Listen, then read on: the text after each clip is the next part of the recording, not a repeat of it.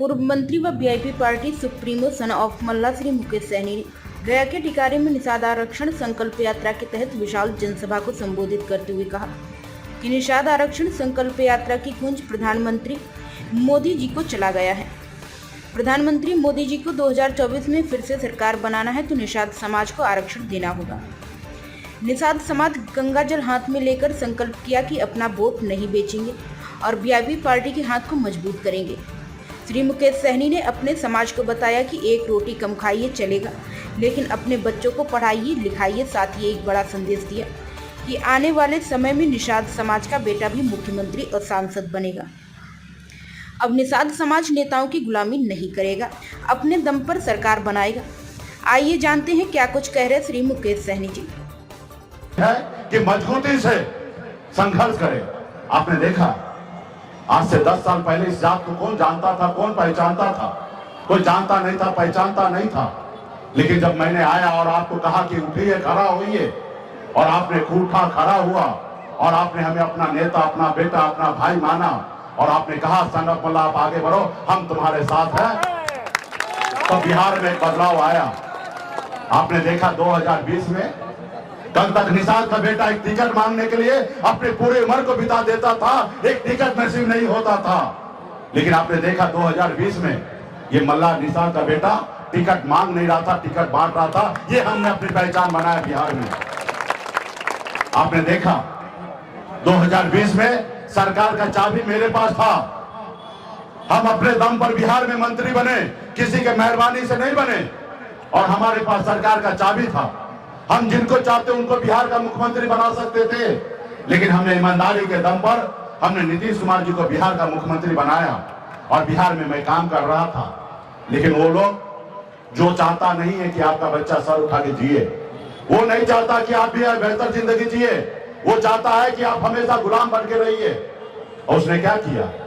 आजाद भारत में पहली बार हिंदुस्तान में बिहार में एक निषाद मल्ला का बेटा ने खून पसीना बहा के 4 विधायक बनाया। लेकिन दुश्मन आपका कितना चालाक था, उसने क्या किया?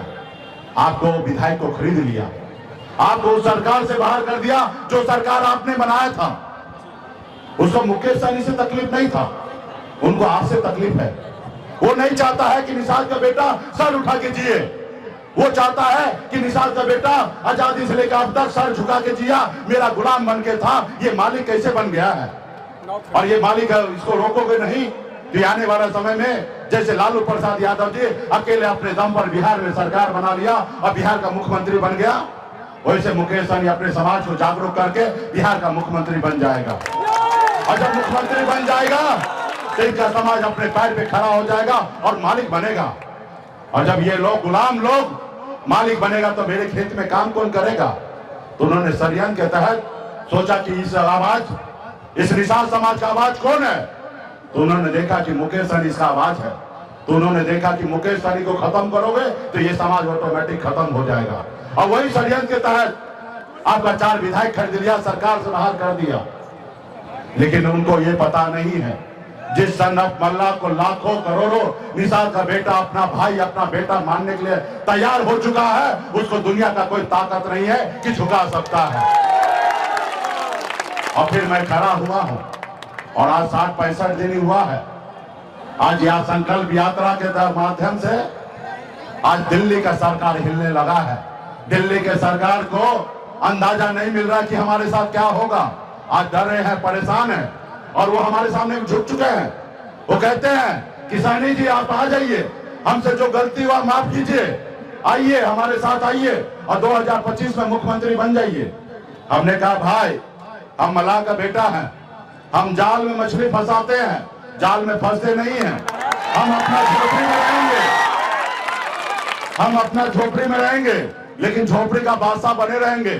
तुम्हारे महलों में आके हमें गुलामी नहीं करना है, तुम्हारे महलों में गुलामी नहीं करना है। हम एकजुट होंगे, ताकत के साथ होंगे, हम अपने दम पर बिहार में सरकार बनाएंगे। दिल्ली में हमारी सरकार होगा, हम आरक्षण लेंगे।